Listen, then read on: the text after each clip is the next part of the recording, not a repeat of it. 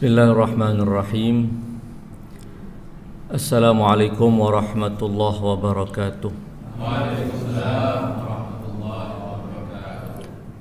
Alhamdulillahi rabbil alamin. Wa bihi nasta'in wa sallallahu ala khairi khalqihi ajma'in.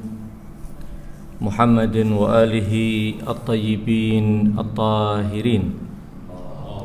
Allahumma salli ala Muhammad wa ali Muhammad.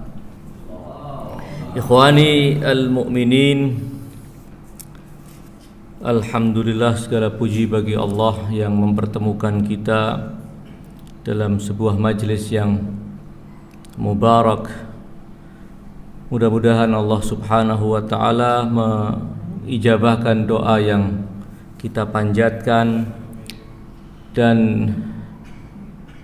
menjadikan malam Jumat ini malam yang penuh dengan keberkahan, diterimanya amal-amal saleh kita, yang salah satu dari amal ibadah yang juga mulia nilainya di sisi Allah adalah kita mengkaji ayat-ayat Al-Quran, kita menyimak sabda-sabda dari Nabi dan para imam suci Ahlul Bait yang akan makin memperdalam pemahaman kita tentang agama. Kita masih dalam suasana memperingati syahada Abi Abdillah Al-Husain alaihi salam.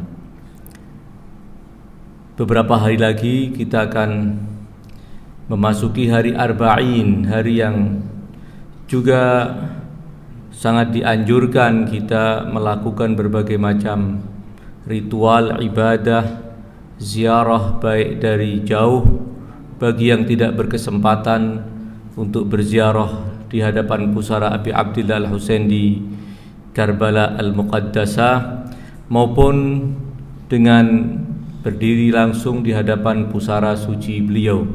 Ibadah-ibadah yang sangat besar nilainya, dan salah satu dari ibadah yang juga besar nilainya di sisi Allah adalah bersedih, berduka, dan meneteskan air mata kesedihan untuk Abi Abdillah Al-Husain alaihi salam.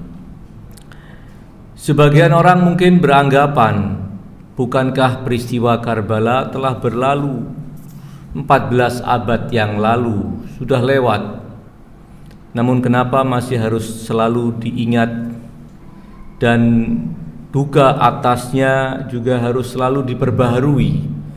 Apa sebenarnya yang melatar belakangi tradisi mulia ini? Tradisi selalu memperingati hari syahada Imam Abi Abdillah, menangisi kesyahidan beliau, dan ritual-ritual yang lainnya, yang semuanya intinya adalah menyegarkan ingatan, memperbaharui ingatan kita akan peristiwa tersebut. Sebagian orang menganggap bahwa bukankah itu sudah lewat, mestinya sudah juga harus kita perlahan-lahan kita lupakan peristiwa itu, tidak lagi perlu diingat. Kita harus menghadap kepada masa depan yang mungkin penuh tantangan, yang menuntut kita untuk menyikapinya dengan serius pula.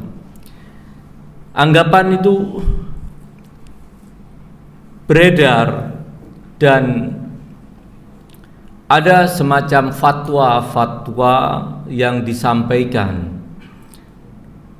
oleh sebagian ulama yang mengatakan bahwa tidak sepatutnya kita membaca ulang, menyegarkan ingatan tentang peristiwa Karbala, membaca fragmen-fragmen dari episode pembantaian Asyura atas Al-Imam Abi Abdillah, tidak perlu lagi harus diulang-ulang, karena yang demikian dianggapnya hanya akan memunculkan kembali rasa ketidaksukaan kita yang juga mungkin dianggapnya akan menanamkan rasa dengki, al-haqid, rasa benci, al-bughd.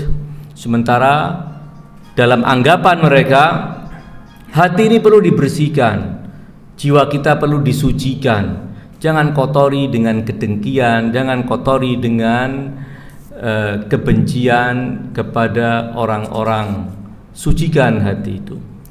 Mungkin kurang lebih isi fatwa itu semacam demikian, dan itu bisa kita temukan salah satunya dalam kitab Ihya Ulumuddin karya Al-Ghazali.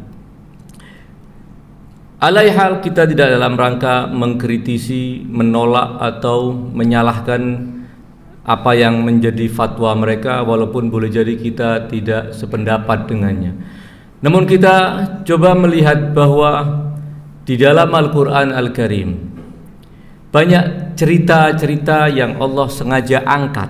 Allah munculkan kembali cerita itu dengan fragmen yang bersih dari berbagai sisipan dan penyimpangan.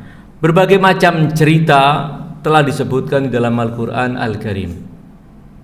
Dan di antara cerita-cerita itu adalah cerita kekejaman yang dilakukan oleh sekelompok manusia kepada kelompok yang lain. Ada kejahatan-kejahatan yang mereka lakukan, kendati itu sudah terjadi lama, berabad-abad sebelum Al-Quran Allah wahyukan kepada baginda Rasulullah SAW. Namun demikian ceritanya diangkat kembali. Banyak sekali cerita-cerita yang menjelaskan kejahatan, baik yang dilakukan oleh individu maupun dilakukan oleh kelompok, yang kemudian diceritakan kembali oleh Allah di dalam Al-Quran Al-Karim. Tentu di dalam memahami dan menyikapi kisah-kisah semacam demikian, kita jangan menganggap bahwa kisah itu sengaja disebutkan oleh Allah semata untuk dongeng dan selesai setelah itu. Tidak ada tuntutan apapun dari Allah Subhanahu wa Ta'ala kepada kita sebagai pembaca ayat-ayat itu. Al-Quran, semua ayatnya, semua kisah yang disebutkan di dalamnya adalah pelajaran bagi kita. Ketika ada cerita-cerita tentang kezaliman, itu yang dituntut dari kita pertama adalah mengecam kezaliman itu, mengecam pelaku kezaliman itu. Kita harus berpihak kepada si mazlum yang teraniaya. Itu paling tidak pelajaran yang harus diambil dari ketika kita membaca kisah-kisah itu. Tidak namurru 'alaiha murural kiram, membacanya sambil lalu dan selesai seperti kita membaca komik biasa. Tidak ada tuntutan sikap berpihak kepada yang benar dan menentang yang salah dan melakukan kekejaman dan kezaliman itu. Ala kulli hal, kita akan coba menyebutkan dalam ayat yang Allah firmankan pada surat Al-Maidah, cerita kejahatan pertama yang terjadi entah berapa puluh ribu tahun yang lalu. Kisah dua anak Adam, kendati sudah terjadi ribuan tahun boleh jadi sebelum Al-Quran diturunkan, namun Allah segarkan cerita itu. Allah sebutkan kembali agar kita baca. Dan ketika ayat yang bercerita tentang kejahatan anak Adam yang satu atas anak Adam yang lainnya, ketika Allah firmankan dalam bentuk ayat-ayat suci Al-Quran, itu artinya apa? Artinya bahwa Allah Subhanahu wa Ta'ala juga meminta kita agar selalu mengulang dan terus mengulang cerita itu, sehingga mengulang-ulang cerita kezaliman yang dilakukan oleh pihak yang zalim terhadap yang mazlum, mengulang-ulang cerita, menyegarkan ingatan akan peristiwa itu, bukan saja boleh, namun ini adalah sunnah Qur'aniyah, sebuah ketetapan dari Al-Quran. Karena ketika Allah menurunkan firman ini tidak kemudian cuma dicatat dan diletakkan di rak kemudian selesai, tidak. Artinya umat Islam diminta untuk membaca dan terus membaca, mengulang-ulang bacaannya. Dan itu sudah cukup mestinya menjadi bukti, menjadi alasan yang kuat dibolehkannya kita mengulang dan terus mengulang, menyegarkan ingatan tentang apa yang dialami oleh Abu Abdillah Al-Husain di padang Karbala.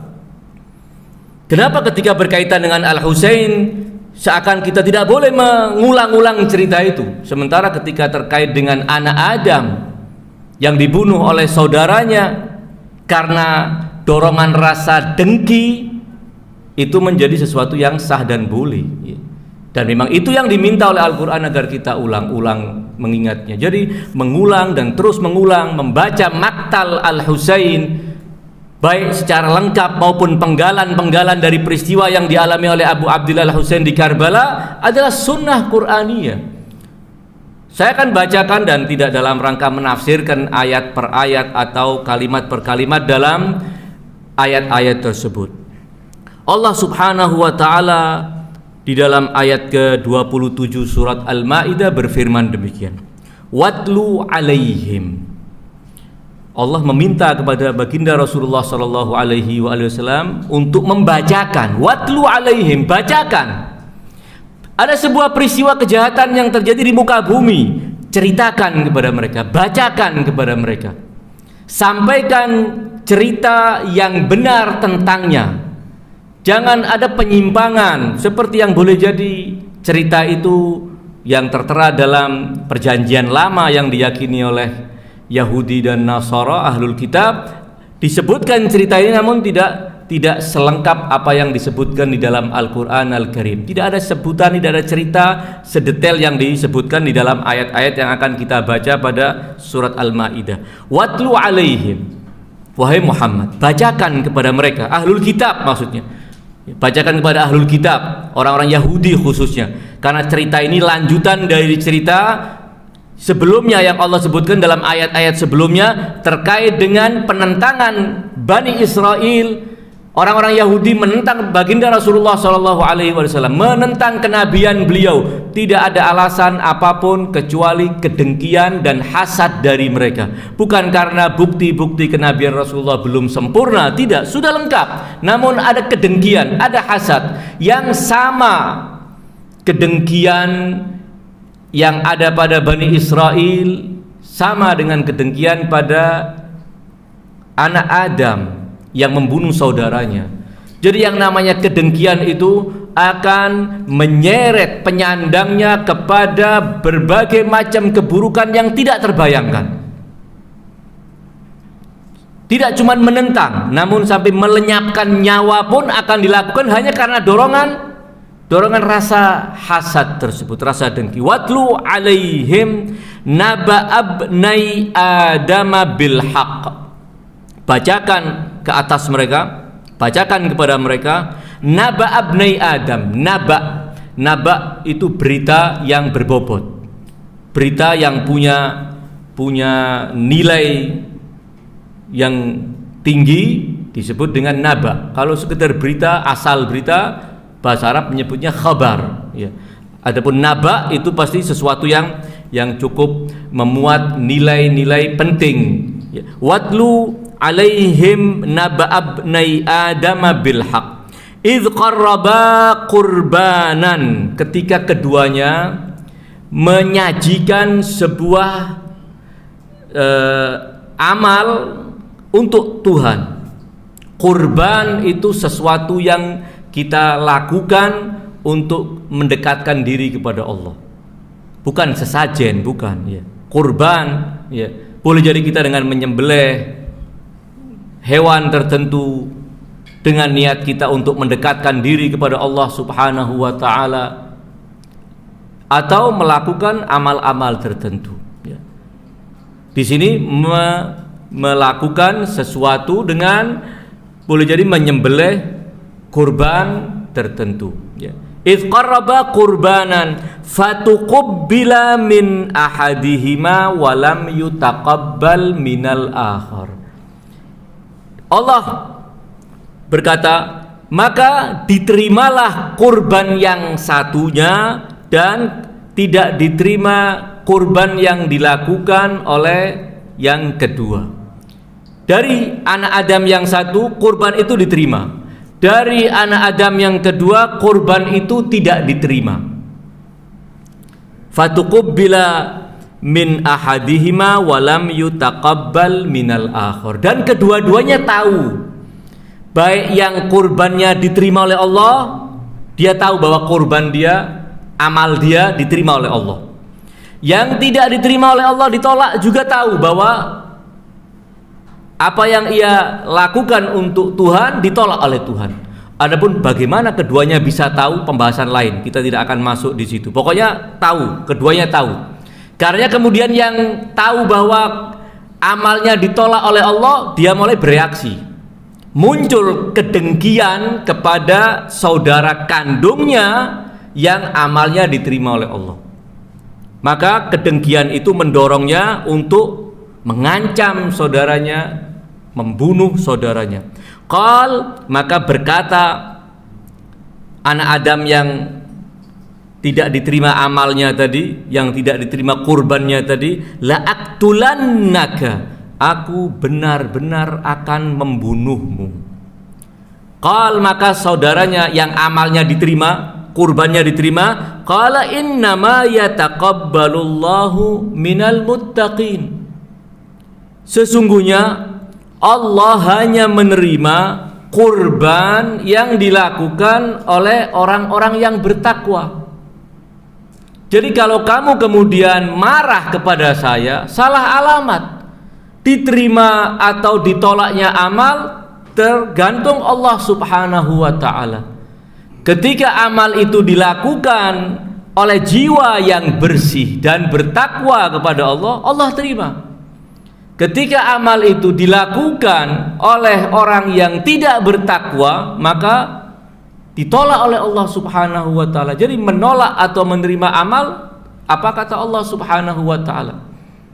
Dan itu didasarkan atas ketakwaan si pelaku atau ketidaktakwaan si pelaku. Jadi jangan salahkan saya, jangan kamu lampiaskan marah kamu, dengki kamu kepada saya.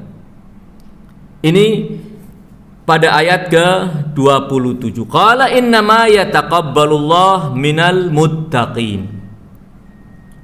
Berarti ayat ini sekali lagi juga memberikan penegasan bahwa anak Adam yang satu ini termasuk orang yang minal muttaqin. Terbukti amalnya diterima oleh Allah Subhanahu wa ta'ala. Kalau dia tidak bertakwa, tidak akan diterima oleh Allah Subhanahu wa ta'ala. Satu, kita sudah temukan sifat dari anak Adam tersebut. Kita akan temukan nanti sifat yang kedua dari anak Adam ini. Anak Adam yang amalnya diterima, bahwa tidak sekedar dia seorang yang bertakwa, tetapi juga seorang yang alim, punya pengetahuan yang luar biasa tentang ketuhanan, tentang bagaimana memandang kehidupan ini dan bagaimana menjalankan kehidupan ini sesuai dengan kehendak Sang Maha Pencipta. Kemudian dia mengatakan, la in basatta ilayya yadaka litaktulani, karena saudaranya mengancam la aktulannak, maka saudaranya yang diancam ini kemudian dia berkata, jika kamu mengulurkan tanganmu kepadaku untuk membunuhku, la in basatta ilayya yadaka litaktulani ma ana bibasitin yadayya ilaika liaktulak, aku tidak akan meladeni kamu. Kalaupun kamu menghunuskan pedang dengan senjata apapun kamu ingin membunuh saya tidak akan membunuh kamu. Saya tidak akan melakukan kejahatan seperti yang akan kamu lakukan. Inni akhafullaha rabbal alamin, aku benar-benar takut kepada Allah Rabbul Alamin. Allah Maha Adil. Allah nanti akan menghukum setiap manusia sesuai dengan amalnya. sesuai dengan kualitas keimanannya. Berarti anak Adam ini sudah faham sejak awal bahwa ada yang namanya Tuhan yang maha adil, yang akan menetapkan keadilannya kepada semua anak Adam. Dan ini juga menjadi bukti bahwa anak Adam yang pertama ini juga faham bahwa dia nanti akan punya anak cucu. Artinya ayahnya Adam akan punya anak cucu yang banyak dan akan beranak pinak menjadi penghuni bumi yang bermiliar-miliar ini. Dan dalam kehidupan yang mana anak-anak Adam makin banyak pasti akan ada gesekan. Dan dalam gesekan ini pasti akan ada tindakan-tindakan kejahatan yang dilakukan oleh pihak tertentu kepada yang lainnya. Dan kehidupan yang sedemikian rupa ini tidak bisa berlangsung tanpa aturan. Aturan harus ditegakkan di bumi, namun tidak berarti semuanya akan berakhir di bumi. Ada aturan yang harus ditegakkan di bumi, namun akan ada kehidupan lanjutan. Dan semua orang harus takut kepada kehidupan lanjutan itu, di mana kebahagiaan abadi di sana, kesengsaraan abadi juga di sana. Sehingga ini menjadi ayat ini menjadi apa? Inni akhafullaha rabbal alamin, menjadi bukti bahwa anak Adam yang terancam untuk dibunuh oleh saudaranya ini tidak sekedar orang bertakwa, tapi juga alim. Ya. Dari mana dia mendapatkan pengetahuan? Tidak ada yang mustahil. Allah mengilhamkan kepada dia. Kalau kita tidak menggunakan istilah wahyu, Allah mengilhamkan, Allah mengajarkan kepada dia. Ya. Sebagaimana Allah mengajarkan kepada hamba yang diceritakan dalam surat Kahfi, wa 'allamnahu min ladunna ilma, yang kita kenal dengan nama Khidir. Allah ajarkan secara langsung kepadanya, wa 'allamnahu min ladunna, dari sisi kami ilmu pengetahuan. Alaihal, kita lanjutkan. Inni uridu an tabu'a bi ismi wa ismik fatakuna min ashabin nar wa dzalika jazaa'uz zalimin. Aku akan memilih sikap tidak melakukan pembunuhan kepada kamu terlebih dahulu sebelum kamu membunuh saya. Saya tidak akan melakukan kejahatan itu. Saya lebih memilih tidak melakukan kejahatan itu, menahan tangan saya, agar kamu yang melakukan kejahatan dan kamu akan kembali kepada Allah dengan membawa dosamu, karena kamu tidak bertakwa, dan membawa dosaku, dosa membunuhku, maksudnya dosa membunuhku. Jadi dia punya dua dosa. Dosa ketidaktakwaan dia yang mengakibatkan amalnya ditolak oleh Allah Subhanahu wa ta'ala, dan kemudian dia marah. Kemudian setelah marah dia melakukan pembunuhan. Dosa yang kedua, membunuh saya. Kamu akan menghadap Allah dengan membawa dua dosa ini. Dosa dirimu sendiri dan dosa melakukan kejahatan terhadapku. Inni uridu an tabu'a bi ismi wa ismika fatakuna min ashabin nar wa dzalika jazaa'uz zalimin. Dan yang demikian adalah balasan Allah bagi orang-orang yang zalim. Sekali lagi ini juga membuktikan orang ini sangat luar biasa. Sudah mengetahui bahwa Allah tidak akan melakukan pembalasan kecuali kepada orang yang berhak mendapatkan balasan, yaitu orang-orang zalim. Adapun orang-orang yang bertakwa, Allah akan perlakukan secara istimewa di dunia, dan Allah akan perlakukan secara istimewa pula kelak di akhirat. Ringkas kata ini, cerita nanti bisa dikembangkan lebih lanjut. Cerita tentang dua anak Adam yang melakukan qarraba qurbanan fatuqubbila min ahadihima walam yutaqabbal minal akhar. Cerita ini Allah firmankan dalam Al-Quran, diabadikan dalam kitab suci Al-Quran, yang akan terus abadi hingga hari kiamat, dibaca berulang-ulang, beribu kali, berjuta-juta kali, dibaca ulang oleh miliaran kaum muslimin sepanjang masa. Itu artinya bahwa Al-Quran juga menginginkan kita jangan pernah kita melupakan peristiwa-peristiwa penting yang terjadi di muka bumi. Peristiwa-peristiwa kejahatan yang dilakukan oleh orang-orang jahat, ingat. Dan tidak sekedar kita mengingat, namun kita diminta juga untuk berpihak. Dalam ketika kita membaca cerita ini, tentu kita akan berpihak. Ya. Berpihak kepada anak Adam yang terzalimi dan dibunuh. Dan kita akan mengecam anak Adam yang zalim dan membunuh tersebut. Itu tuntutan Al-Quran kepada kita, agar kita tidak sekedar membaca, sekali lagi, sekedar membaca dan selesai. Tidak ada panggilan untuk berpihak kepada siapa, dengan alasan kita ingin bersikap netral. Ajib. Ingin bersikap netral, tidak ada. Ada kasus Al-Husain dan kasus Yazid. Kita akan mengatakan kita tidak ikut-ikut. Itu tilka ummatun qad khalat laha ma kasabat wa 'alaiha maktasabat. Tidak. Wa illa, kenapa Allah bercerita tentang berbagai macam kejahatan yang terjadi di muka bumi? Ya. Al-Quran Allah turunkan tidak sekedar agar kita mengenal orang-orang baik, tidak cukup. Bahkan ada sebuah ayat yang menegaskan bahwa salah satu dari tujuan utama Allah menurunkan Al-Quran waliyastabina sabilul mujrimin, agar menjadi jelas jalannya orang-orang yang jahat. Karena kalau cuma tahu orang-orang baik belum selesai. Seringkali kita tertipu, tapi kita harus tahu juga jalannya orang-orang yang jahat. Waliyastabina sabilul mujrimin. Karena ini selalu digandengkan orang baik, orang jahat, orang baik, orang jahat.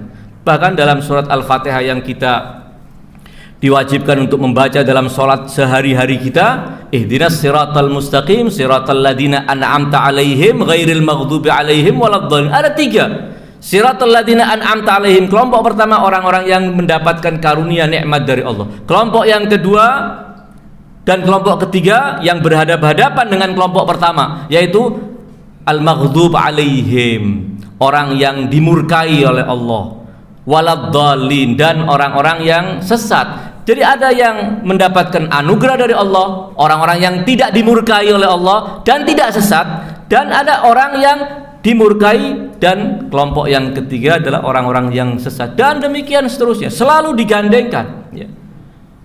Jadi tidak ada yang istilahnya kita ingin bersikap netral saja.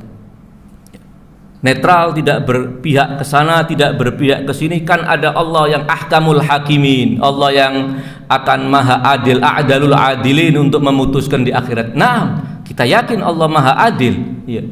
Tetapi Allah yang maha adil itu juga menuntut kita agar bersikap, ya.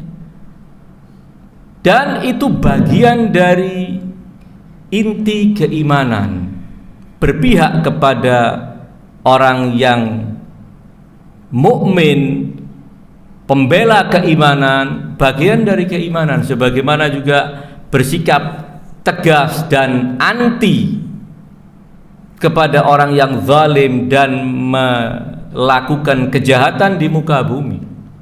Alaihal, itu yang saya pikir hal penting untuk juga kita fahami. Walaupun mungkin selain kisah ini banyak sekali kisah-kisah ayat-ayat Al-Quran yang menjelaskan kepada kita tentang kejahatan-kejahatan tertentu yang terjadi dan sekaligus meminta kita untuk bersikap.